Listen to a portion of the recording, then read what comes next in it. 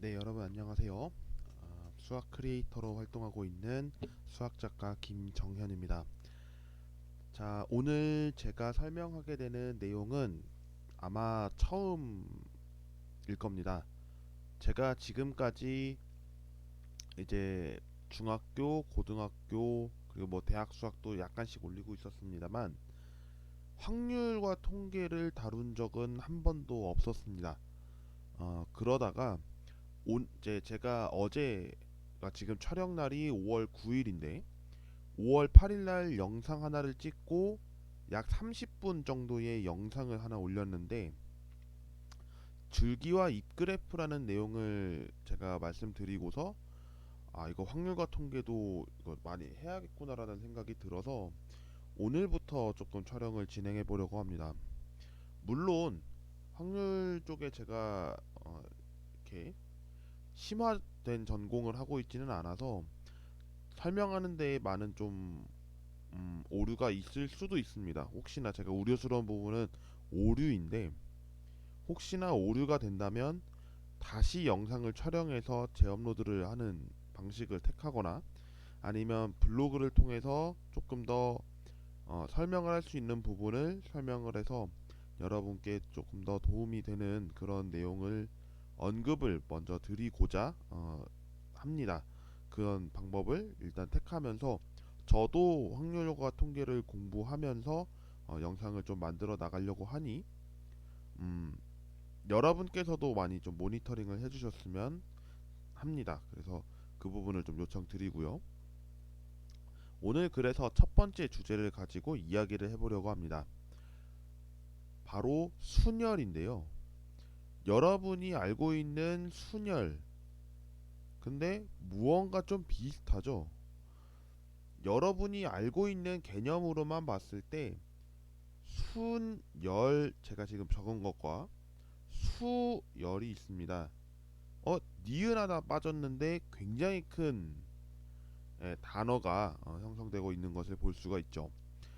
일단 여러분이 수열이라는 것은 언제 배웠냐면 고등학교 2학년 수학 1에서 수열이라는 단어가 나오면서 이제 수를 일정한 규칙을 갖고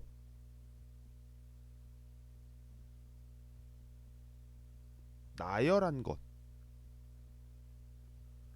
이것을 이제 수열이라고 하는데 이거는 여러분이 고등학교 2학년 수학 1이기 때문에 아마 지금 현재 상태에서 수열을 배우고 있지 않을까라는 생각을 좀 갖고 있습니다. 근데 순열은 단어가 정말 많이 다릅니다. 지금 제가 말씀드리고자 하는 확률과 통계라는 이제 교과서 내에서 순열이 나오기 때문에 수열과는 정말 다르다라는 것을 일단 두 눈으로도 볼 수가 있겠죠. 그러면 순열이 대체 무엇인지를 한번 살펴보는 시간을 가져보도록 하겠습니다. 일단 이런 예를 좀 들 수 있을 것 같습니다. 예. 자,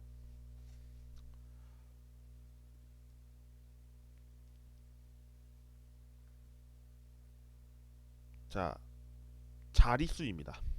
네. 자릿수고요. 우리가 이 자릿수를 논할 때 아시겠지만 여기를 1의 자리,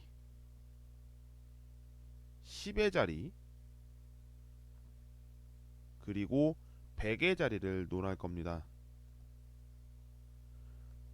이것에 대해서 우리가 세 자리를 만들 수 있는 경우의 수를 구하여라 라고 한다면 여러분은 어떻게 구하시겠습니까? 라고 하는 것을 일단 먼저 질문을 던지겠습니다. 경우의 수를 여러분이 배운 상태에서 지금 순열을 들어와야 되기 때문에 경우의 수는 알 거라고 보고 생각을 해보도록 하겠습니다. 먼저 제가 일단은 질문 하나를 세 자릿수를 만들 수 있는 총 경우의 수,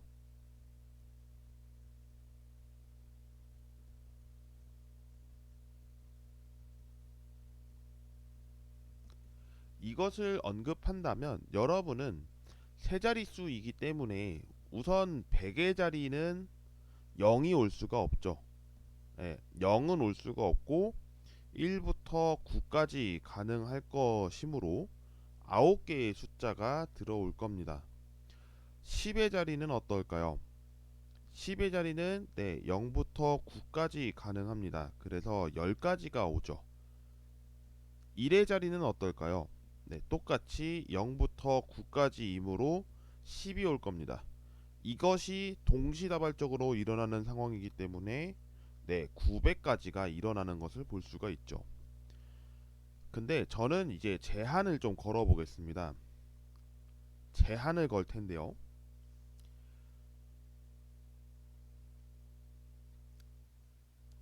카드가 있습니다. 5장의 카드가 있다고 할게요. 5장의 숫자 카드가 있습니다.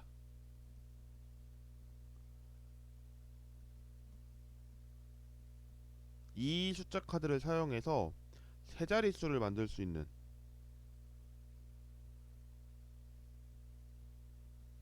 경우의 수는 무엇일까요? 단, 쓴 카드는 다시 사용할 수 없습니다. 이렇다면 여러분은 어떻게 하시겠습니까? 좀 말을 쉽게 해볼게요. 5장의 숫자 카드를 이제 사용한다고 했으니까 정확하게 1, 2, 3, 4, 5라고 하겠습니다.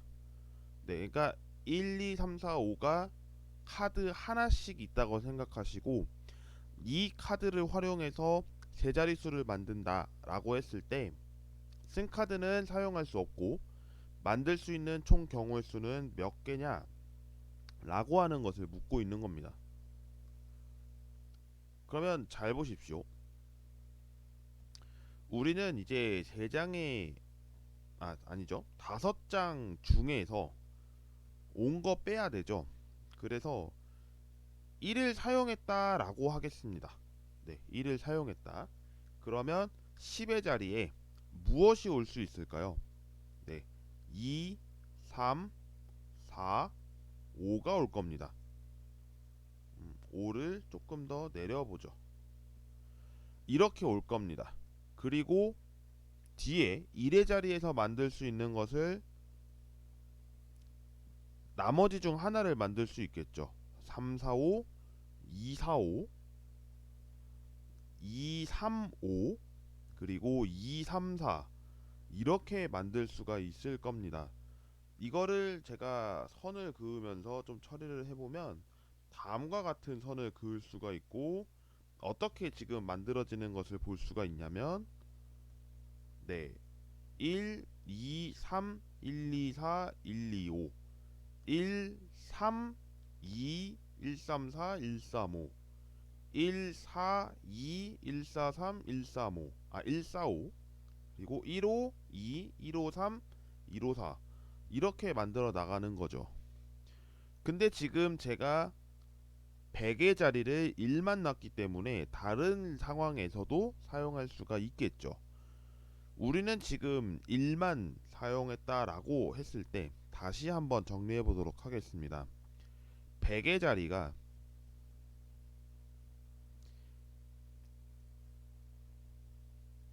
이거를 먼저 체크를 하고 가겠습니다.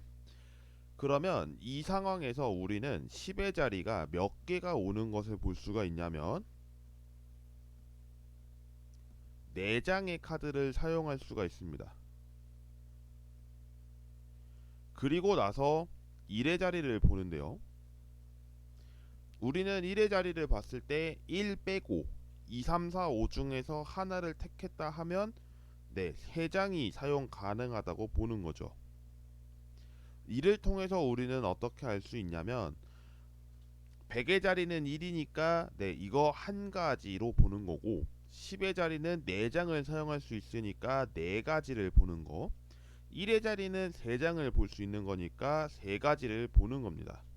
그러면 이 상황에서의 나타날 수 있는 경우의 수는 얼마일까요? 라고 한다면 12가지가 되겠습니다.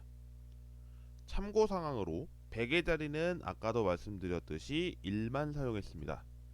그렇다면 1 말고도 2, 3, 4, 5를 사용할 수 있는 상황이기 때문에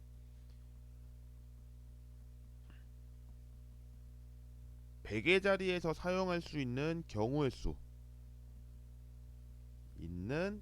수를 따져보자 라고 하면 이 상황에 대해서는 우리가 5가지라고 이야기를 할 수가 있겠죠. 왜냐면 100의 자리부터 우리가 카드를 사용하는데 1부터 5까지에 대한 숫자 카드 중 하나를 사용하는 거기 때문에 5가지가 오는 것을 확인할 수가 있습니다. 그리고 나서 10의 자리를 택하는데 100의 자리에서 썼던 카드 한 장을 사용할 수 없으므로 빼고 나머지 4장 중에 한 장을 고르는 것이므로 4가지. 1의 자리는 100의 자리와 10의 자리를 빼고 생각하는 카드이므로 3가지가 되겠습니다. 그렇다면 결과적으로 일반화된 전체 경우의 수, 문제에서 제시된 경우의 수를 따져라 라고 한다면 우리는 동시다발적으로 일어나는 것이므로 곱의 법칙을 사용해서 5 곱하기 4 곱하기 3 그러면 60까지가 나온다는 것을 알 수가 있습니다. 자, 여기까지를 했는데 여기까지만 보면 우선 경우의 수라고 이야기를 하겠죠. 하지만 이제 우리는 이것을 정의하겠습니다. 정의를 할 텐데요. 정의는 다음과 같습니다. 서로 다른 n개에서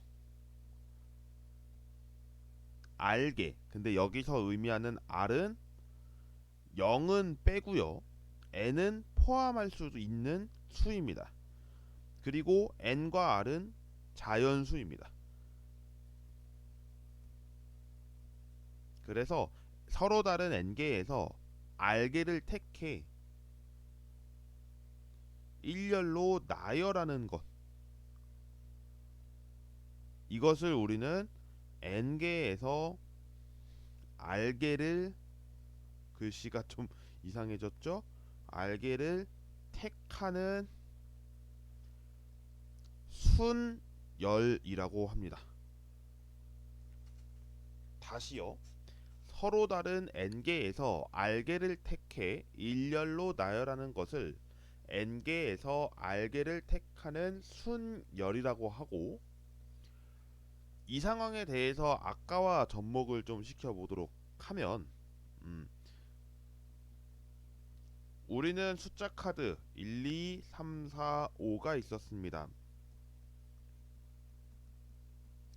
그리고 위에 자릿수를 알아내기 위해서 세 자릿수를 우리가 이제 카드를 대입하면서 넣게 되는데, 그 과정에 대해서 일렬로 나열하는 것을, 이 부분을 순열로 볼 수 있습니다.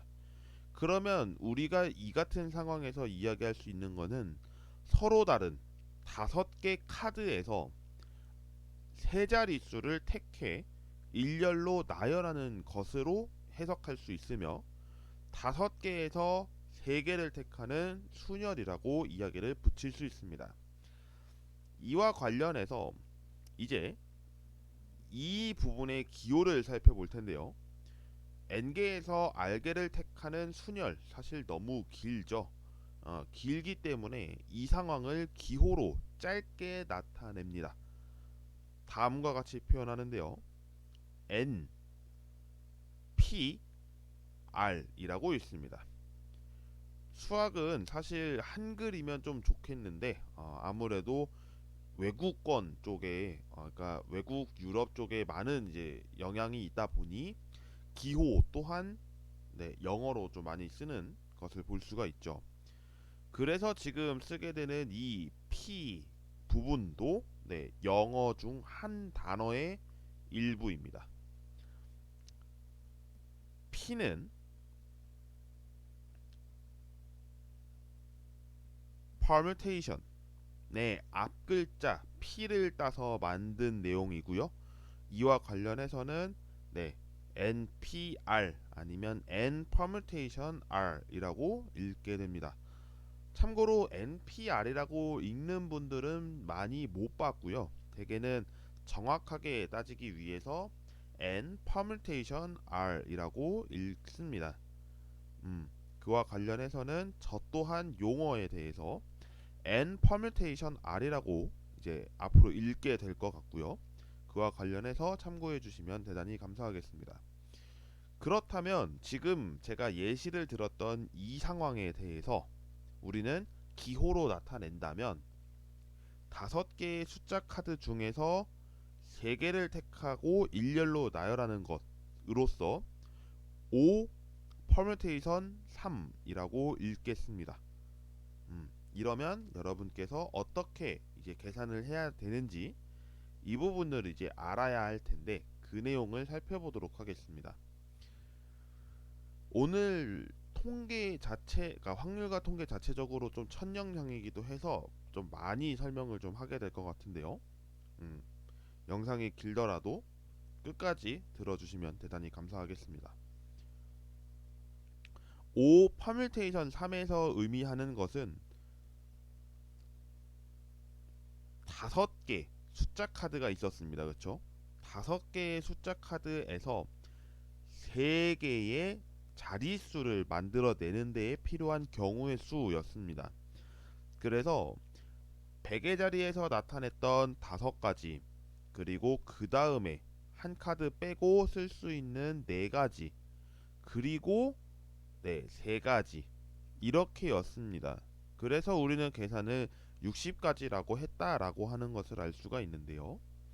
N permutation R인 경우는 이제 일반적으로 어떻게 계산이 되는지에 대해서 살펴보도록 하겠습니다.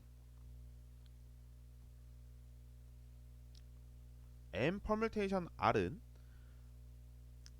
N개에서 서로 다른 N개에서 R개를 택하는 방법이므로 N가지를 먼저 고르게 될 겁니다. 그리고 N가지 중에서 한 가지를 뺀 나머지 중에 하나를 선택하는 것이 되므로 N-1 그리고 N가지 중에서 첫 번째 빼고 두 번째를 뺐기 때문에 그와 관련해서 N-2가지가 올 겁니다. 그리고 N-3가지가 올 거고 N-4가지가 올 겁니다. 이렇게 해서 계속 나가다가 어디까지? 지금 알개를 빼야 돼요. 알개를 빼야 되는데 정확하게 말씀드리면 R번째 우리는 지금 이것이 첫 번째고 두 번째고 세 번째고 네 번째 다섯 번째입니다. 그렇다면 첫 번째에서 N 다시 얘기하면 N-0이라고 해봤을 때 R번째에 오는 이 부분은 이제 어떻게 계산이 될까요? 라고 물으면 다음과 같이 작성하게 됩니다. N 마이너스 R 마이너스 1 이렇게 되겠죠. 하나씩 줄고 있는 모습을 볼 수가 있습니다. 왜냐하면 1일 때 0이고요 3일 때 2이고요 4일 때 3이고 죄송합니다 2일 때 1을 안했죠. 그리고 5일 때 4입니다. 그렇다면 R일 때는 하나를 더 빼야 되므로 R-1이 되겠죠. 이런 상황에서 우리는 이제 계산을 다음과 같이 하게 된다는 것을 보여주고 또 한 가지 N개 중에 N개 모두 선택하는 방법이 있습니다. 이 경우는 계속 해나갑니다. 어디까지? 끝까지. 소멸되는 그날까지 계속 나갑니다. 단 N-N은 없습니다. 왜냐하면 아까도 말씀드렸지만 이 부분은 N-0이었습니다. 그리고 이것이 첫 번째였고요. 그럼 이 상황에서 n번째 계산되는 이 부분은 왜 0이 아니냐면 n-1번째입니다. 그러기에는 계산했을 때 n 플러스 1이 되므로 1입니다. 이렇게 볼 수가 있게 되는 거죠. 그래서 서로 다른 n개에서 n개 전체 다 일렬로 세운다라고 한다면 다음과 같은 n부터 계속 깎아 내려가면서 2, 1까지 곱한 상황이 되고, 이를 우리가 중학교 때 팩토리얼을 배웠다면 아실 내용인 다음의 기호입니다. 느낌표는 팩토리얼이라고 읽고요. 한국어로 계승이라고 이름을 붙입니다. 하지만 계승보다 여러분들은 대개 선생님들께서도 팩토리얼을 단어를 많이 쓰시기 때문에 그와 관련해서는 다음의 기호를 사용하게 된다는 거까지 설명드리도록 하겠습니다.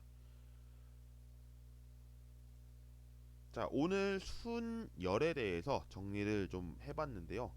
생각보다 많은 설명이 좀 오고 갔습니다. 예시를 들면서 이런 경우가 순열에 사용되는구나, 그리고 순열을 계산할 때는 다음과 같은 계산법을 사용하는구나 라는 정도를 여러분께서 맛보셨을 텐데요. 다음 시간에 살펴보게 되는 내용에 대해서 설명드리도록 하겠습니다. 제가 지금 n permutation r과 n permutation n에 대해서 설명을 드렸는데, 그와 관련해서 좀 몇 가지 성질들, 그리고 계산할 때 조금 더 해나가야 되는 과정들이 있습니다. 그 성질들을 몇 가지를 살펴보는 시간을 갖도록 하고, 오늘 영상은 여기까지 촬영하도록 하겠습니다. 아마 지금까지 제가 네이버 TV나 유튜브로 계속 업로드를 진행하고 있지만 이렇게까지 개념 설명을 깊게 한 적은 없었던 것 같아요. 아, 앞으로도 확률과 통계에 관련해서 설명이 길어진다면 몇 분 정도 나왔는지를 제목에 명시를 하고 여러분께서 끝까지 시청을 해주셨으면 하니 많은 시청 부탁드리겠습니다. 네, 시청해주신 모든 분들 감사드리고요. 다음 시간에 뵙겠습니다. 고맙습니다.